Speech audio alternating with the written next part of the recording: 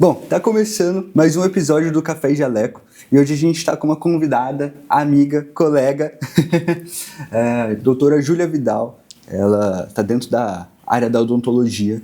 E, doutora, se apresenta um pouquinho aqui pra gente, conta um pouquinho quem é você. Bom, eu sou a doutora Júlia Vidal, tenho 25 anos e tô aí trilhando a minha carreira de dentista, buscando cuidar das pessoas, com muito acolhimento, muita escuta. Esse é o meu propósito. Legal, doutora. E explica um pouquinho qual parte da odontologia você mais atua, qual parte você mais gosta. Conta um pouquinho pra gente. Bom, atualmente eu trabalho muito com a parte de periodontia, que a gente fala que é a parte ali de limpeza, de cuidados com a gengiva. Eu gosto muito dessa parte de prevenção, mas atuo também muito com a parte estética, com a parte de botox, com restaurações estéticas, né? Quando a gente faz restaurações no dente da frente, clareamento, gosto muito de mexer com essas coisas que elevam a autoestima. Trabalho bastante com isso. Legal, legal. E por que a odontologia? Como você chegou até a odontologia?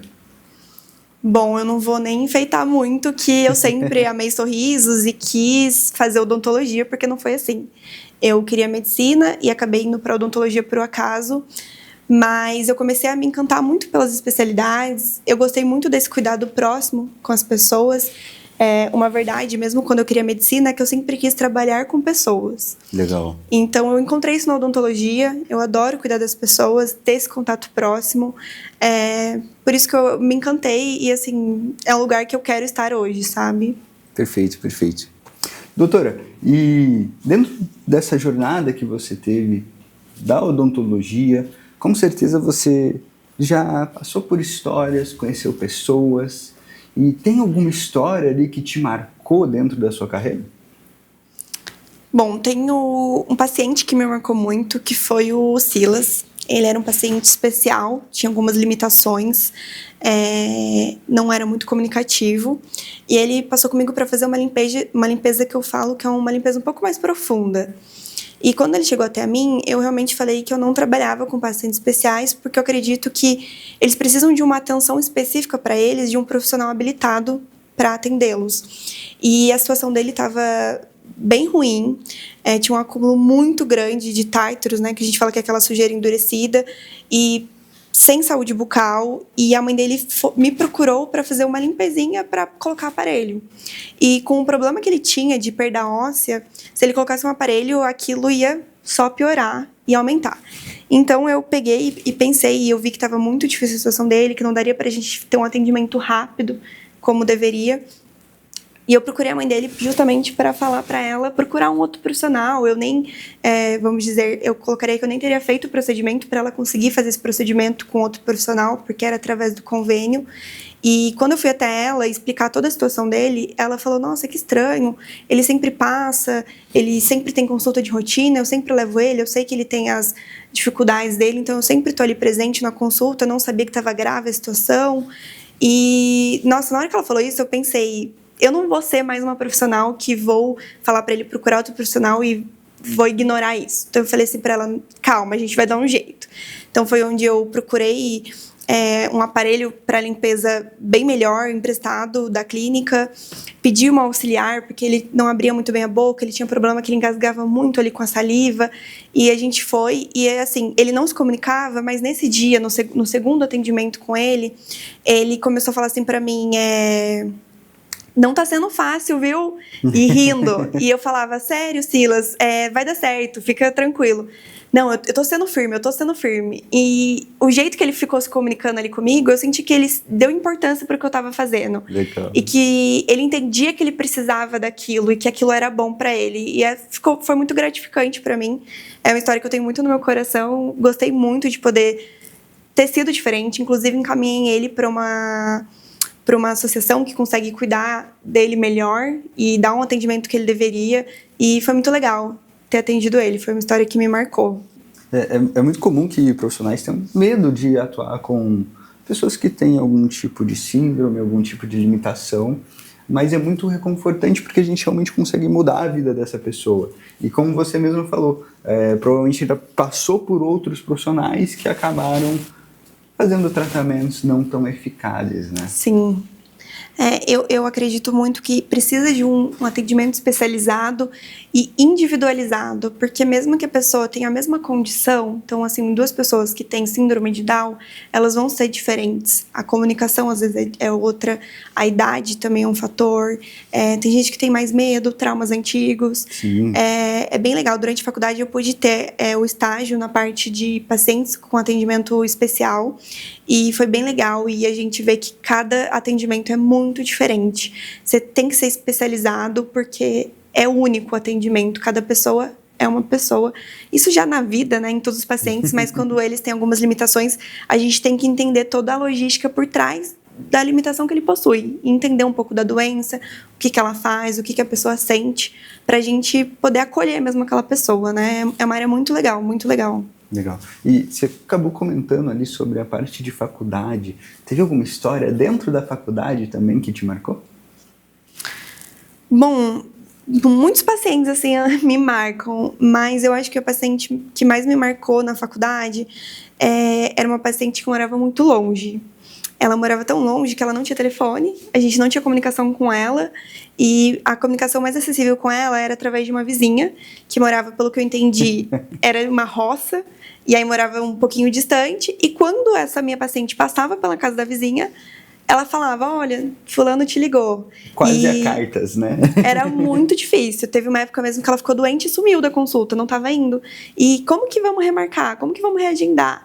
Então era assim, ligava para a vizinha, quando ela passava pela casa da vizinha, a vizinha comunicava ela dava uma resposta e essa resposta chegava até a mim. E até algumas pessoas na época questionaram, né? Nossa, tá difícil, comunicação, você tem certeza que quer manter ela na sua agenda? Porque atrapalha o meu desenvolvimento mesmo na faculdade. Uhum. Mas eu fiz questão, porque era uma pessoa muito simples. E eu acho que a gente tem que dar atenção a essas pessoas também, porque são as que mais precisam, né? Sim. Então foi uma paciente que me marcou bastante também por essa dificuldade, por essa simplicidade, mas foi uma história bem diferente. Doutora, e explica pra gente um pouquinho mais sobre a parte de periodontia. Provavelmente tem algum mito ali dentro que as pessoas ainda não conheçam, que as pessoas tenham dúvidas. Conta um pouquinho pra gente. Bom, essa parte eu gosto muito, que é uma parte das que eu mais atuo. E, bom, a pério, basicamente, o que é? É esse cuidado que a gente tem com a gengiva, né? Com os tártaros. Então, bem resumidamente, quando a gente come algum alimento, forma ali a placa, né? Essa placa, se a gente não remove ela de uma forma eficaz, ela endurece, vira um tártaro, que a gente chama, que ele é duro. A partir do momento que ele vira um tártaro, a gente não consegue tirar em casa com fio dental, com escovação, apenas mesmo o dentista. E esse tártaro, ele vai entrando ali embaixo da gengiva e vai se formando uma inflamação que não afeta só a gengiva, mas também o osso.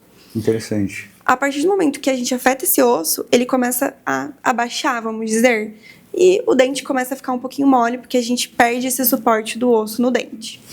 E eu vejo que é muito importante porque as pessoas não entendem muito bem. É uma doença, mas ela é silenciosa. Então, às vezes, quando a pessoa percebe, ela tá sendo tarde, porque ela não é igual uma cárie que incomoda, um canal que dói. Então, ela vai ali quietinha, e se a gente perde o suporte do nosso dente, a gente perde o dente. Sim. Não tem muito o que a gente fazer. E acontece muito. Essa semana mesmo, eu atendi uma paciente que ela teve os 4 dentes aqui da frente e de baixo condenados, porque o osso tá muito, muito baixo, não tem recuperação.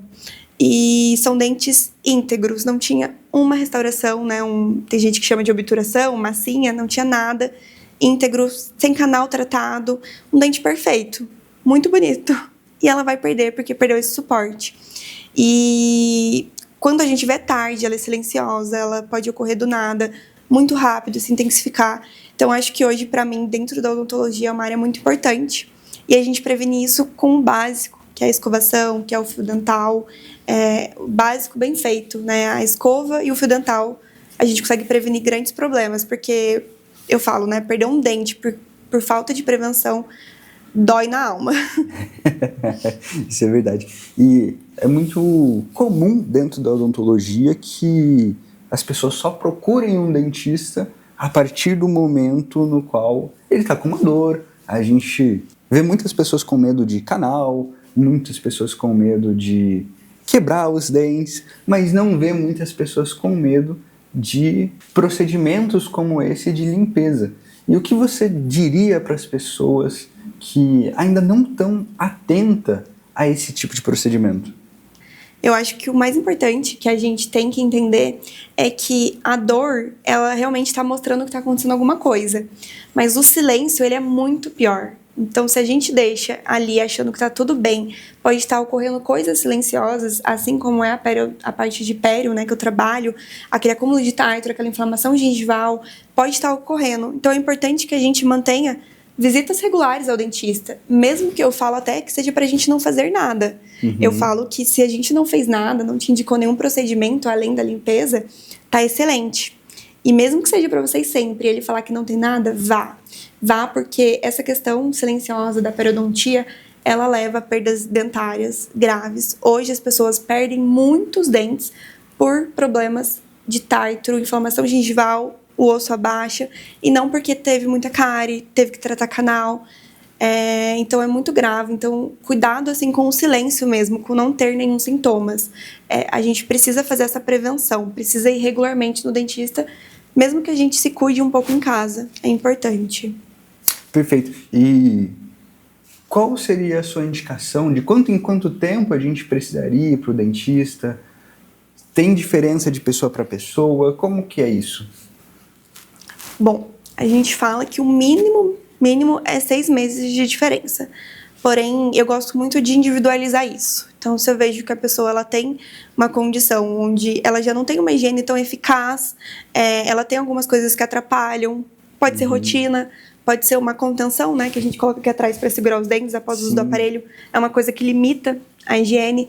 Então, a gente tem que individualizar isso para a pessoa. E então, se eu atendo uma pessoa, ela volta em 6 meses e eu vejo que a condição não está favorável, eu vou falar para ela na próxima voltar em 4, em 3. Legal. Mas a gente sempre fala que o mínimo é 6 meses. Mas a gente acaba individualizando mesmo. Então, assim, se você não tem ido regularmente ao dentista, procure a gente, dá uma olhada no meu Instagram. Tô aqui para ajudar vocês, para explicar. Eu gosto muito dessa parte de prevenção. Então, vamos prevenir, ver se não tem nada acontecendo silenciosamente, né? Como eu falei. É sempre bom a gente manter essas visitas regulares. Doutora, a gente conversou bastante ali sobre prevenção na parte de saúde em si, mas me conta um pouco, a gente sabe que você também faz a parte estética, tem algum tipo de prevenção estética que seja interessante? Algum mito ali dentro? Bom, em questão de prevenção estética, hoje a gente trabalha muito com o Botox, né, um dos procedimentos queridinhos do consultório. E acredito que um mito é quando começar. Muitas pessoas acham que a gente precisa começar o Botox com 50 anos, com 45. E quanto antes a gente começar, a partir do momento que a gente tem uma indicação, é legal, porque a gente vai prevenir. Então, o Botox hoje, ele atua para as rugas que ainda não se formaram. Legal. Então, eu preciso limitar um pouco essa movimentação dos músculos para futuramente eu não ter essas rugas. A partir do momento que eu tenho as rugas, aí já seria uma outra questão. Eu vou tratar e não prevenir. Sim. Então, hoje eu tenho que trazer muito isso para as pessoas, que a gente pode já começar com 25, com 24, com 30. Sempre é hora de começar. E é uma prevenção, né? O Botox não é algo que a gente vai fazer ali no momento, igual um preenchimento do lábio, para ter o resultado ali naquele momento, mas sim para ter futuramente. E é uma prevenção muito bacana e faz muita diferença. E ainda nessa parte estética, eu sei que você tem um posicionamento muito interessante sobre algo que está muito em alta no Brasil, que é a parte de facetas. Explica um pouquinho o que você pensa sobre facetas. É um tema polêmico, mas a gente está tendo muita negligência com o tratamento de facetas. Facetas, elas são legais, elas têm indicações para isso. Realmente, a gente vê muitos sorrisos bonitos, porém, muitas vezes a gente precisa de desgastes nesses dentes, mesmo que sejam mínimos. E não é legal a gente desgastar uma coisa que é nossa, né? Uma estrutura saudável. Então, eu acho que a gente tem que analisar cada caso. Só que o que eu vejo hoje é que todo mundo tá fazendo. Então, tem gente que tem um sorriso bonito, tem um detalhezinho só que incomoda. E a gente pode ajustar através de outras coisas, ou através de um aparelho, né? Fazer uma orto, ou através de pequenas restaurações de resina, acréscimos. Sim. E não simplesmente colocar uma faceta ali na boca inteira. Isso é muito prejudicial. Mesmo que bem feita, bem executada, prejudica de alguma forma, mas pior é quando ela é mal executada, quando a gente vê excessos, a gente vê desgastes enormes. Então, é um tema, assim, bem polêmico e eu sou meio equilibrada porque eu adoro, mas eu não acho que todo mundo tem indicação. Legal. Então, não existe isso que todo mundo pode fazer. Para mim, é um mito. Eu acho que tem indicações corretas. A gente não pode falar que todo mundo tem uma indicação para faceta. E a gente tem que valorizar o natural, sabe? Sim. Eu falo que é o que Deus fez. É lindo. A gente só pode dar um toquezinho a mais ali para ficar mais bonito. Então, é um posicionamento que eu tenho sobre isso. E é interessante a gente levar em consideração que a faceta é algo que vai ser feito no seu dente e vai ser para sempre, né? E não é um procedimento que você fez e tá pronto. A gente tem que cuidar, tem que ter manutenção, talvez até uma troca de faceta. E às vezes nessa troca, um desgaste que foi mínimo já não vai ser tão mínimo. Então tem que avaliar como que é o depois da faceta, a vida pós-faceta. Tem que ter muita consciência do que você está fazendo. Naquele momento eu posso fazer faceta, até falando financeiramente, mas e depois? Eu vou financeiramente poder refazer, poder cuidar, eu vou ter manutenção. Então tem que tomar muito cuidado. É saúde, é uma questão de saúde, mas a conscientização ela está vindo aos poucos. Eu sinto que um tempo atrás as pessoas estavam tendo menos consciência disso e hoje está melhorando. Mas ainda assim a gente vê bastante negligência. Legal. E dentro do que a gente conversou, a gente passou um pouquinho sobre prevenção, passou um pouquinho sobre estética. E dentro da odontologia, no geral, seja como prevenção, seja como estética, o que você vê de mudança dentro dessa área? Bom, o que eu vejo bastante é que muitas coisas estão sendo transformadas na odontologia. A gente está perdendo um pouco essa questão da odontologia meio açougue, onde as pessoas, dor, vão tirar o dente. Ai, não sei, uma cárie, vão tirar o dente. Isso, para mim, é uma evolução maravilhosa. A gente tem muitos tratamentos hoje em dia, muita recuperação. Às vezes a pessoa, qualquer coisinha, vamos tirar. Não existe mais isso. Isso é uma transformação muito legal da odontologia. E os cuidados, ultimamente, estão sendo minimamente invasivos, mais confortáveis para o próprio paciente. Hoje, muitas pessoas odeiam ir ao dentista, não gostam de estar ali na cadeira. Então, essas inovações trazem mais conforto para os pacientes, isso é ótimo. Tirando o barulho da caneta, que eu falo que isso eu acho que vai permanecer sempre. É uma coisa que está difícil de evoluir. E acredito que também a resposta aos tratamentos estão sendo respostas mais rápidas, tratamentos mais rápidos, não tem toda aquela espera, aquele tratamento longo. Acho que isso é uma grande inovação. É bom pra gente, dentista, e é bom para os pacientes, porque a gente quer. A gente é imediatista, né? Somos uma geração imediatista. A gente quer tudo para ontem, e isso é bom, porque o paciente vê resultado, ele também cuida mais, previne mais. Então, eu acho que são inovações bem legais que eu ando vendo na odontologia. Fora a parte estética, que tá vindo com tudo, e eu acho muito legal, tem a ver com autoestima, e é importante esse cuidado, esse autocuidado, eu gosto bastante. Legal. E dentro da questão de estética, o que você anda vendo de mudança em relação a... A gente já viu que anteriormente tinha-se muito a questão estética de trazer algo um pouco mais exagerado. Como que é hoje? Ainda continua essa visão de trazer procedimentos que trazem alguma coisa mais exagerada, ou as pessoas estão procurando algo mais natural? Isso é bem legal, porque, igual você falou de mudança, foi uma mudança bem rápida, inclusive. As pessoas, elas estão valorizando mais o natural, então elas querem fazer um preenchimento no lábio, mas que fique bem natural, discreto, que ninguém olhe e fale, legal, fez o lábio, né? Então tem sim essa procura, até do clareamento.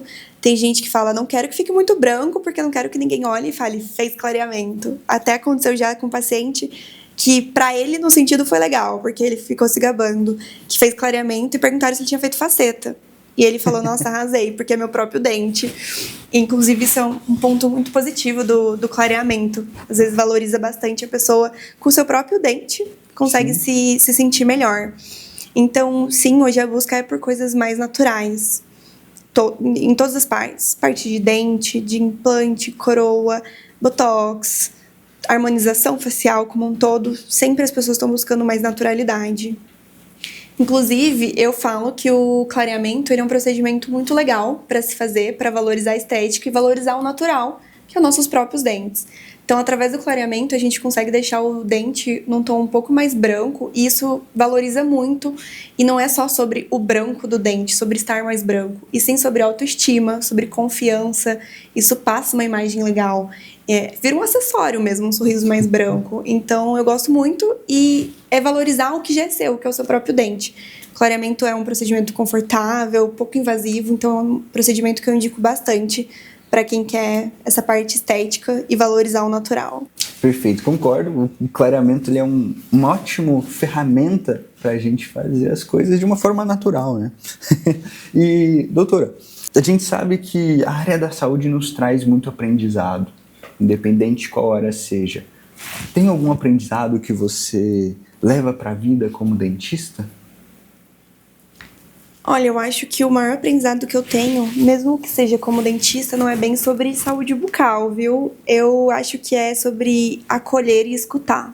Legal. É um aprendizado que eu tô levando muito pra minha vida, que é acolher bem as pessoas, fazer com que elas se sintam bem com a gente como profissional e escutar. Hoje a escuta ela é muito importante para todos os profissionais, né? A gente até brinca que tem pacientes que eles estão lá não é para fazer um tratamento, é para ser ouvido. Sim. Então eu acho que o maior aprendizado que eu levo hoje é sobre saber acolher e escutar.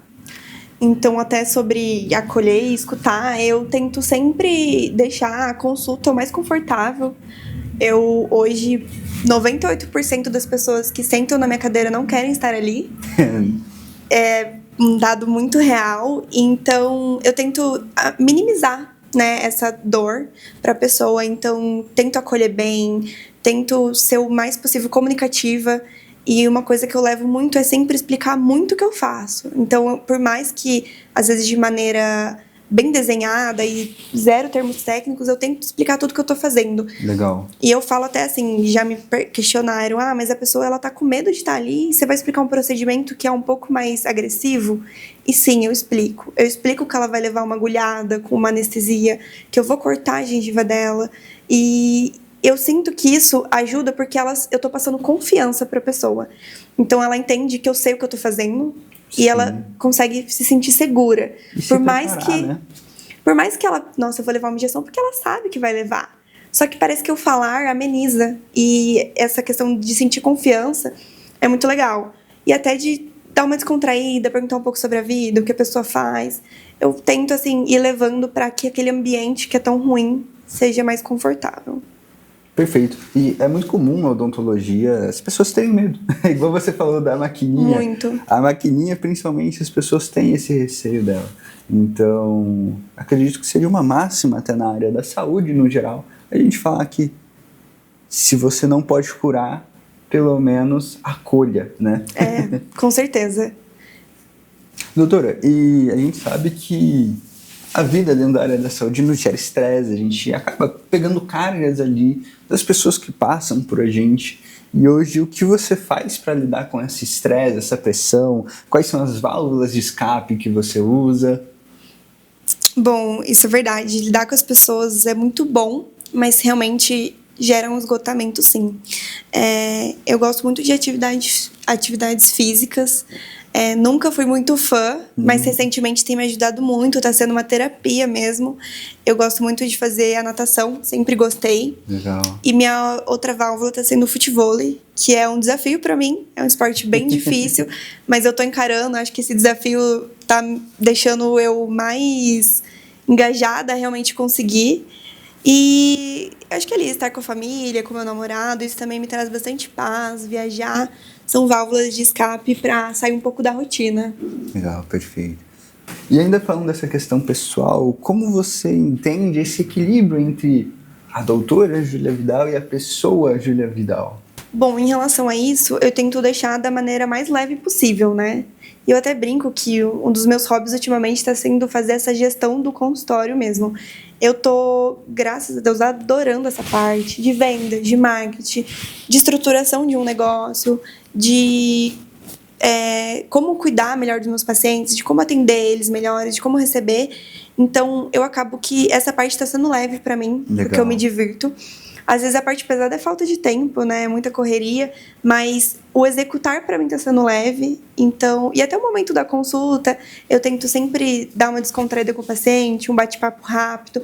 Acho que isso vai deixando a rotina um pouco mais leve e menos pesada, né? Porque é correria, a gente trabalha muito, às vezes horários tardes, então eu tento gostar ali do que eu tô fazendo mesmo e deixar tudo mais leve. Perfeito, essa questão é muito comum de doutores terem dificuldade nisso, de trazer um olhar de marketing, trazer um olhar de empresário mesmo para essa área. E eu queria entender a sua visão como doutora, como você vê as redes sociais para a área da odontologia, da saúde? Eu acho que hoje em dia as pessoas elas torcem muito o nariz para o marketing na área da saúde, mas eu falo que como que as pessoas vão me ter como referência se elas não souberem quem eu sou, o que eu faço.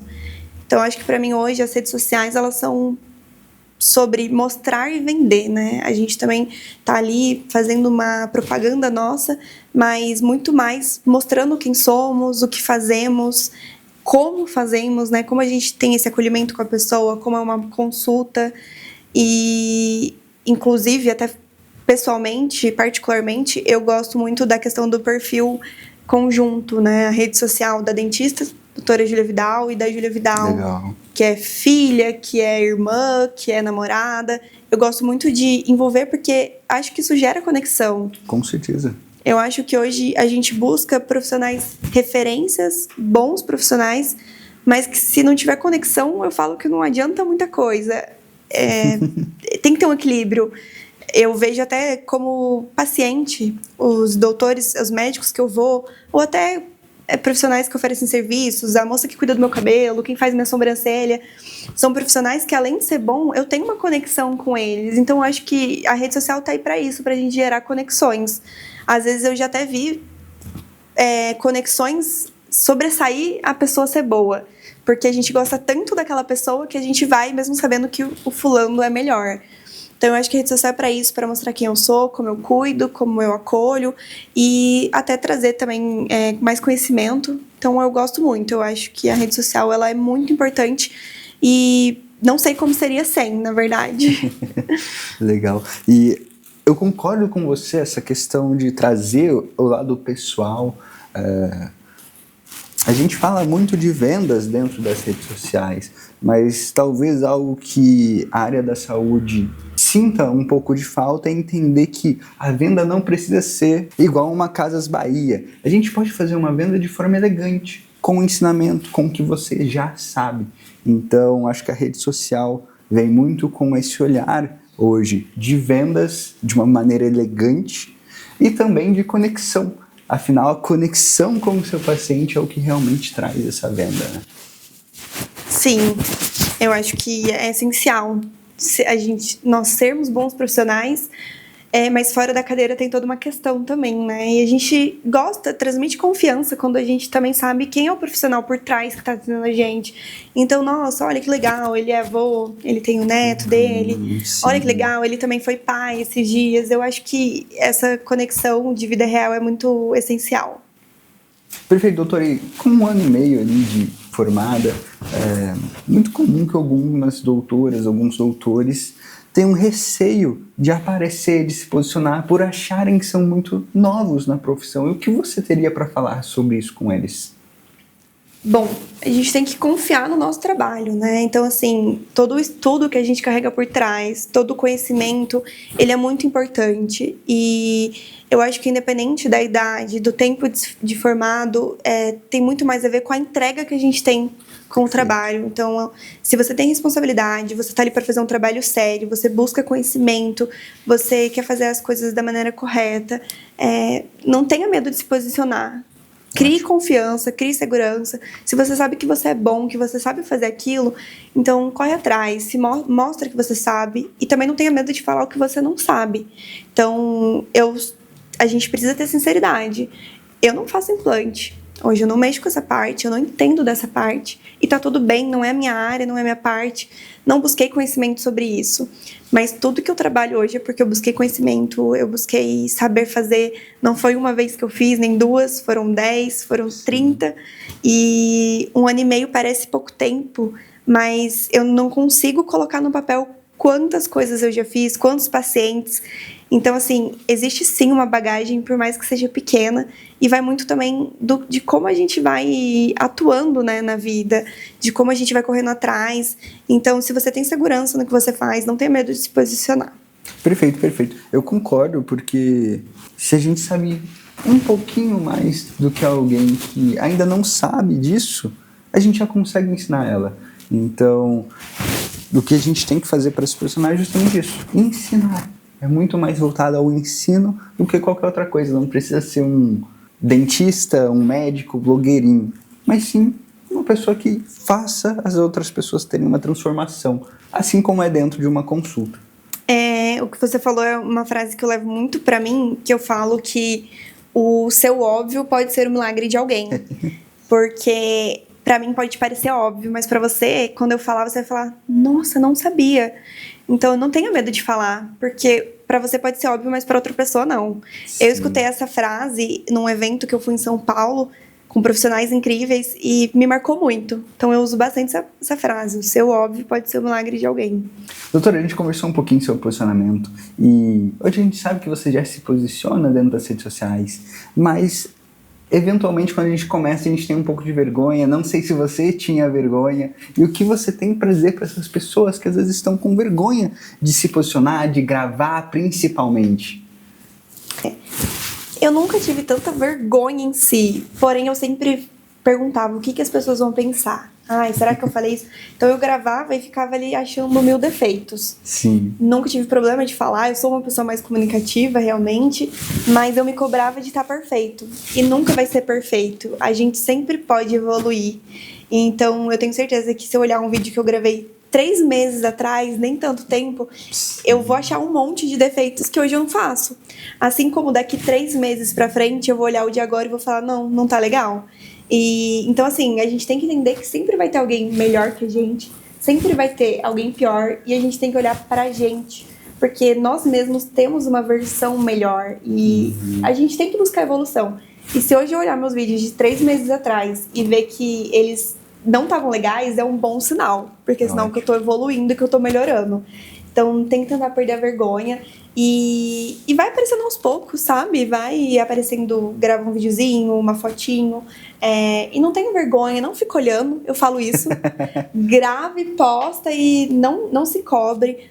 Até em questão de profissional, não se cobre de usar termos técnicos, de o que as pessoas vão pensar, o que a minha colega dentista vai pensar que eu tô falando da massinha do dente. Mas Perfeito. O seu público é outro. Você não quer... O seu público não é o dentista, não é, né? O seu público é o paciente. Então, fale com ele. Fale da forma como ele vai entender e não fique se questionando. Concordo muito. A gente vê muito isso aqui dentro da Mercúrio. Porque a gente conversa com profissionais que, às vezes, o que limita eles é justamente esse medo de o que o outro profissional da saúde também vai achar de mim. Sendo que, na verdade, o nosso intuito dentro da rede social é o que a gente já comentou aqui. A gente precisa ensinar. E para ensinar, a gente precisa se comunicar bem. Comunicar bem não quer dizer termos técnicos, quer dizer ser entendido. Então, faz total sentido essa sua dica. Exato. E, doutor, o que você teria para dizer para as pessoas que são da área da saúde também, mas falam que não tem tempo para se divulgar, não tem tempo para estar nas redes sociais?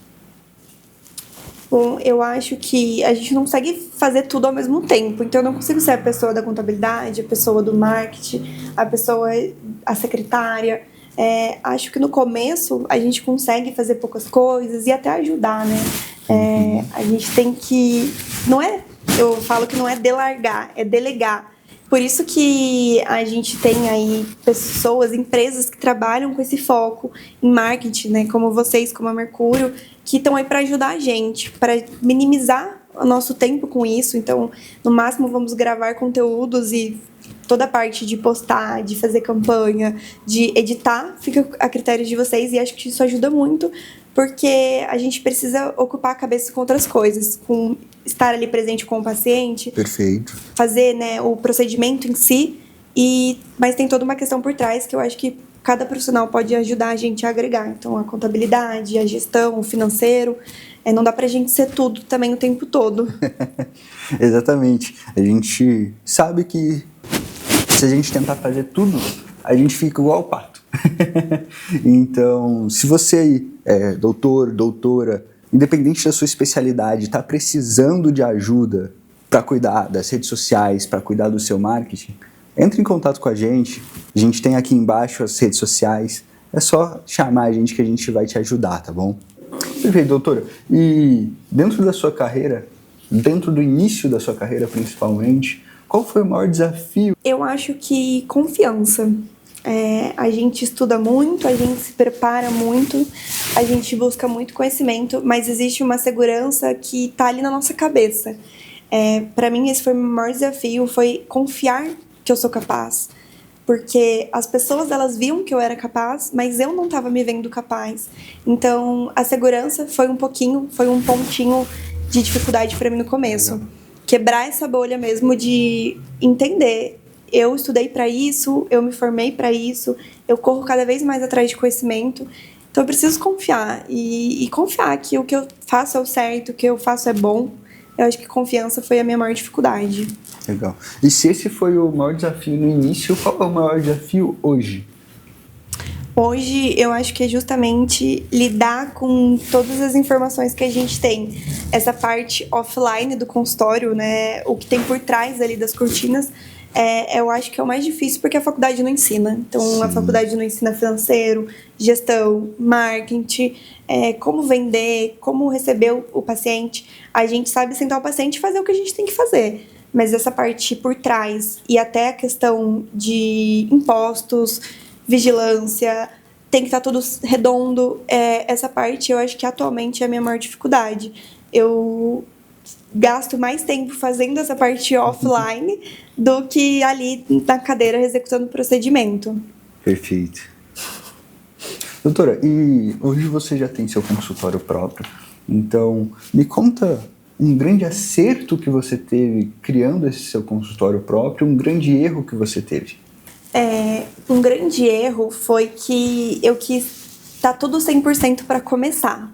E acredito que isso foi um erro lá atrás.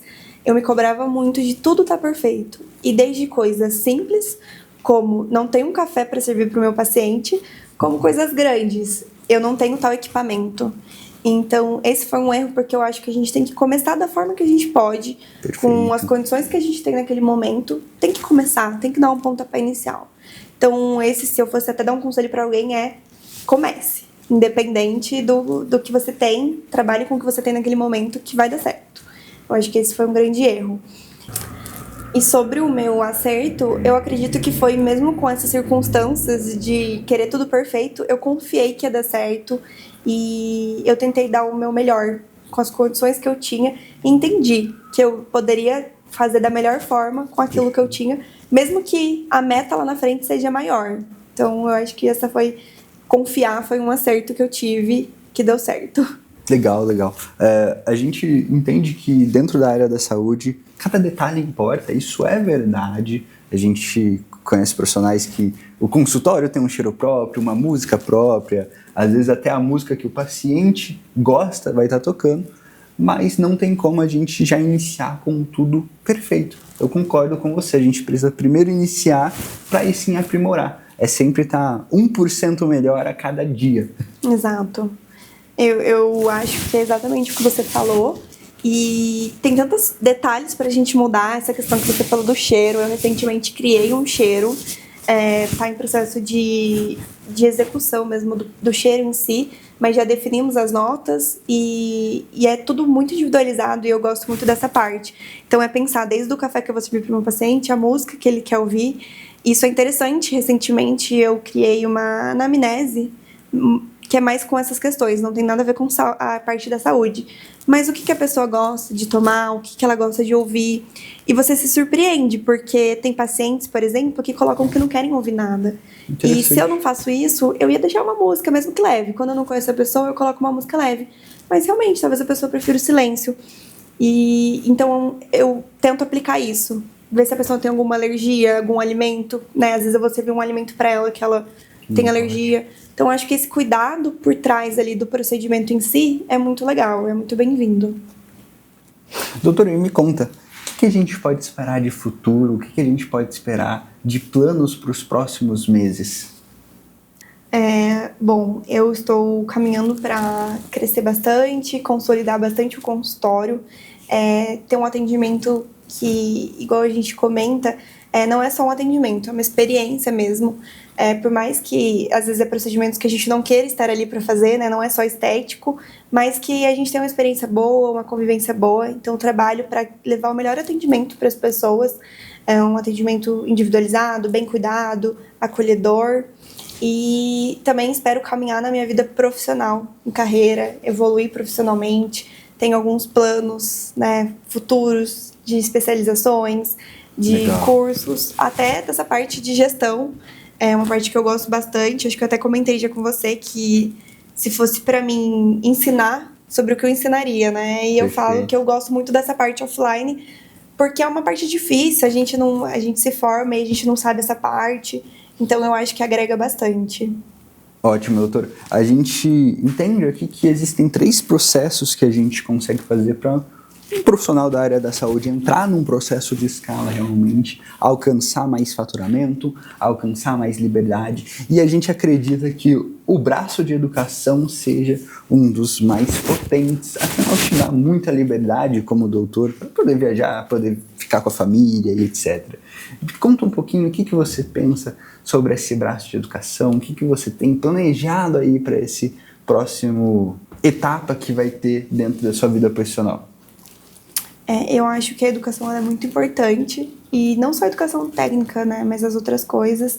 E como eu falei, essa parte é muito falha na faculdade, então é uma área que eu tô gostando muito de aprender e gostaria muito de ensinar.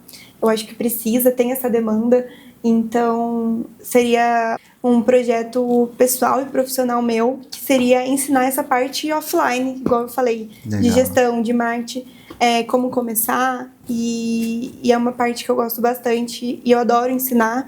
Eu tive já vontade de, né, desde a época da faculdade, de ver quais especialidades eu me encantaria para ensinar, mas hoje talvez eu ensinaria essa parte offline. E tem algo na sua carreira que você deseja alcançar, mas ainda não alcançou?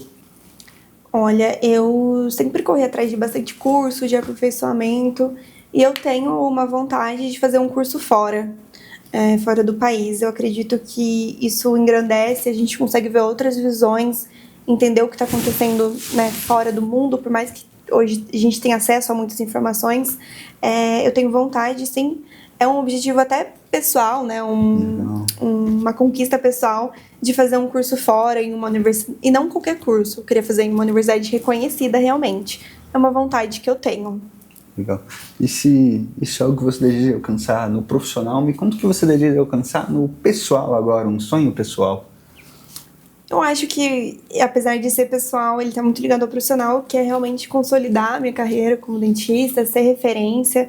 Hoje, isso está no topo dos meus planos, essa consolidação mesmo profissional e ser referência no que eu faço. Perfeito, perfeito. Bom, infelizmente o nosso episódio está chegando ao final, então eu quero agradecer a presença da doutora, quero agradecer vocês a estarem aqui ouvindo a gente. As nossas redes sociais, tanto da Mercúrio quanto do podcast da doutora, vão estar todas na descrição. Então, doutora, por favor, se despeça dos nossos ouvintes. Bom, queria agradecer o convite por estar aqui, por dividir um pouquinho de quem eu sou, da minha experiência, do conhecimento. Como a gente falou, o seu óbvio pode ser o milagre de alguém, eu acho que é sobre isso. Às vezes a gente acha, eu não tenho conteúdo, eu não tenho nada para compartilhar, mas sempre tem. Sim. Então, muito obrigada pelo convite, pela oportunidade. Muito obrigada a quem assistiu, quem vai assistir o episódio. Espero ter contribuído um pouquinho com vocês, deixado um pouquinho de conhecimento. Eu acho que a vida muitas vezes é sobre isso, sobre a gente dar tijolinhos para as pessoas, né? Agregar um pouquinho ali na vida de cada um, deixar um spoiler. Show de bola. Muito prazer ter você aqui. Foi muito bom. Nossa, adorei estar aqui. Foi ótimo.